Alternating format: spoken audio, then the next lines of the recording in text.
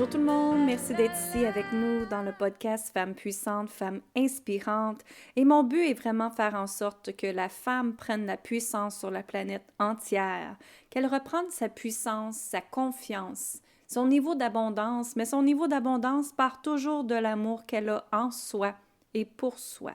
Alors bonjour, mon nom est Lynne Saint-Amand et bienvenue dans le podcast Femmes puissantes, Femmes inspirantes. Et aujourd'hui, j'aimerais vous partager. En fait, ce ne sera pas un podcast qui va être plate, mais aujourd'hui, on va parler de la mort. Et pourquoi la mort? C'est parce que mon père est décédé. On a fait ses funérailles dimanche.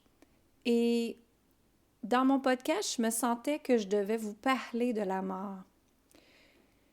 Parce que tout commence avec comment nos parents nous ont élevés, ce que nos parents nous ont transmis, ce qu'on appelle la programmation neurolinguistique, également les croyances limitantes qui vous ont passées et qui font en sorte que maintenant, vous pouvez vous déprogrammer, changer votre façon de penser, regarder votre peur en pleine face et décider de réaliser votre vie idéale à vous.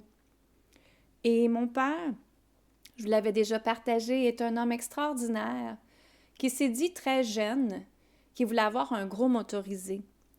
Et il était très jeune, et il y avait comme 8 ans qu'il m'avait dit, puis il m'avait dit « Je veux un motorisé, puis je vais voyager dans ma vie avec ma famille. » Et ça, c'était son rêve. Mais il savait que pour atteindre ce rêve-là, il devait aller à l'école très longtemps. Il devait trouver un travail qui fait en sorte qu'il lui permet de gagner sa vie, encore plus que ce qu'il a déjà connu auparavant. Donc, il savait qu'il devait aller à l'école, il était passionné par la biologie et il voulait être docteur. Mais finalement, avec le temps, il a été professeur de biologie, mais il a toujours été passionné par la science. Donc, il savait déjà la programmation qu'il devait avoir, d'avoir une persévérance, d'avoir un niveau de manifestation totalement différent. C'est-à-dire qu'il y croyait, qu'il avait la foi, qu'à chaque jour, il se levait dans un état optimal. Mon père se levait le matin et il chantait. À chaque matin, il chantait. Lui, c'était sa façon de se remettre dans la fréquence de l'amour et l'abondance à chaque jour. J'ai déjà parlé de fréquence dans le podcast précédent. Allez le voir si vous voulez parce que la fréquence fait changer votre niveau de succès directement.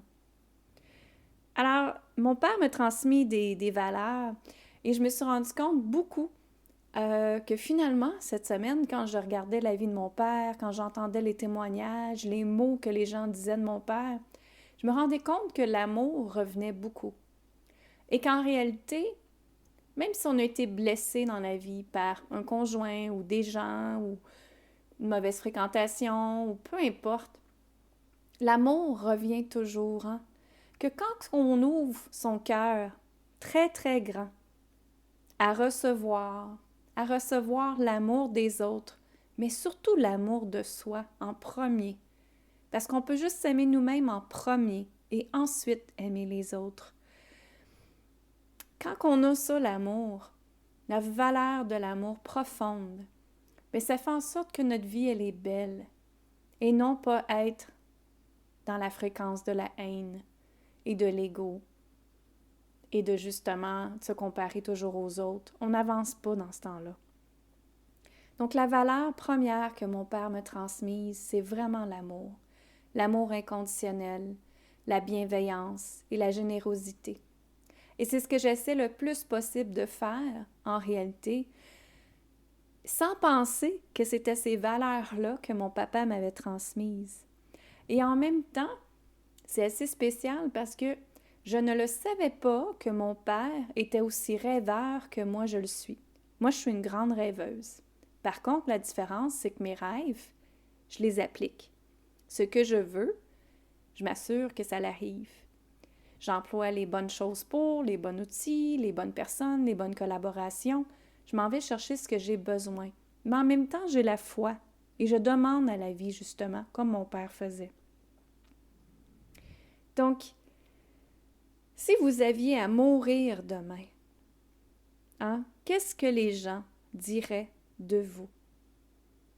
Bonne question, ça, hein?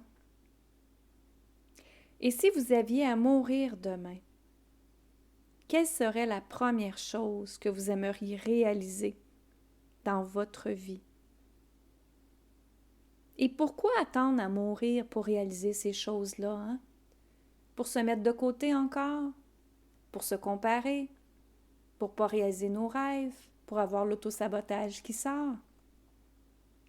Qu'est-ce que vous feriez pour atteindre ce rêve-là?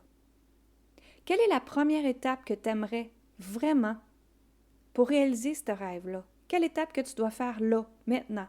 La première, pour te permettre de réaliser ce que tu désires, justement. Tu sais, la vie, elle est vraiment courte. Moi, je m'en rends compte de plus en plus depuis que j'ai une petite fille de 5 ans et demi. Et mon Dieu, que la vie va vite quand on a un enfant, c'est incroyable.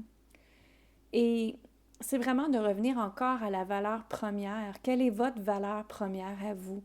Et est-ce que vous le partagez à vos enfants? Mon père, comme je vous ai dit, c'était l'amour. Moi, je fais tout avec amour.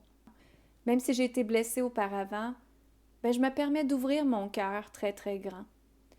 Et d'ouvrir mon cœur à une fréquence d'amour inconditionnel, que ce soit pour mes clients, pour mes amis, pour ma famille, pour mon conjoint, pour ma petite fille. Alors, si tout le monde arrêtait d'aimer, comment serait la planète?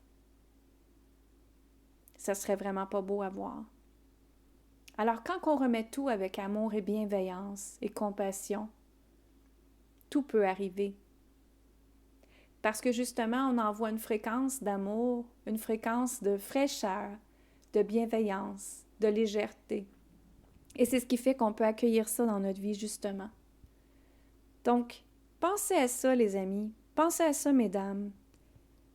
Quelle serait la première étape que tu aimerais faire pour réaliser ce que tu désires? Parce que la vie, elle est courte. Parce que tu es capable de le faire. Parce que tu as tout à l'intérieur de toi de le réaliser. Alors, si tu aimerais avoir plus de puissance, de légèreté, de liberté, je t'invite à ma nouvelle formation en ligne qui est déjà là sur Internet, qui est absolument extraordinaire, que j'ai vu des clientes se transformer grâce à un outil super puissant qu'on appelle l'œuf de Yoni et le féminin sacré. Alors, je t'invite à ma formation en ligne qui s'appelle Puissance, légèreté, liberté en accueillant ton féminin sacré. Alors, je vous aime, je souhaite une bonne fin de journée. J'espère que ces réflexions-là sont faites pour vous et que justement, peut-être que c'est de partir en affaires, peut-être que c'est de réaliser un voyage, peut-être que c'est juste de prendre soin plus de vous, d'habiter dans une nouvelle place, d'avoir une nouvelle auto, peu importe.